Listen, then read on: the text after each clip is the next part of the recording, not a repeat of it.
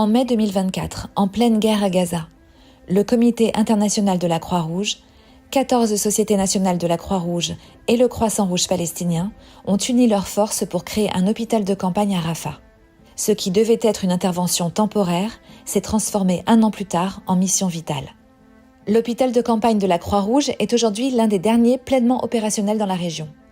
Chaque jour, ces équipes soignent des blessés venus souvent au péril de leur vie, transportés par leurs proches sur des brouettes, des motos lorsque le carburant est disponible ou par ambulance. Initialement conçu pour 60 lits, aujourd'hui les besoins dépassent largement ses capacités. Un jour ordinaire, l'hôpital compte 130 patients hospitalisés. Lors des jours d'affluence, ce chiffre peut grimper jusqu'à 240. À cela s'ajoute la prise en charge ambulatoire avec des patients soignés dans la journée et renvoyés chez eux le soir, dont le nombre atteint parfois 900 par jour.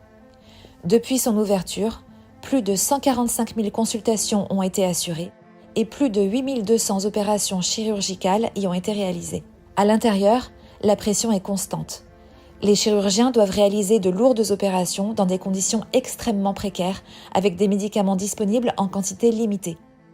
L'hôpital est constitué de plusieurs tentes, chacune dédiée à un usage précis. Salle d'attente, salle de soins, zone de nettoyage du matériel, pharmacie, morgue. Tout est compartimenté et les équipes travaillent avec des moyens rudimentaires, allant jusqu'à fabriquer sur place certains équipements, comme des béquilles en bois pour répondre aux besoins immédiats des patients. En raison du contexte de famine déclaré à Gaza, le manque de nourriture touche directement l'hôpital. Les patients reçoivent uniquement des rations de base, comme du riz, alors que des repas plus nutritifs seraient essentiels pour soutenir leur guérison face à des blessures graves. L'hôpital dispose de plusieurs services: chirurgie, pédiatrie, maternité et urgences ouvertes jour et nuit. Il assure également des soins obstétriques, néonatales et ambulatoires. Mais face à l'ampleur des besoins, tout le personnel est mobilisé au-delà de son rôle. Tous contribuent à sauver des vies dans des conditions extrêmes. Les bombardements, le bruit incessant des drones et les balles perdues jusque dans l'enceinte de l'hôpital rappellent sans cesse que la guerre est partout. Le droit international humanitaire est pourtant clair. Les hôpitaux et le personnel médical doivent être protégés.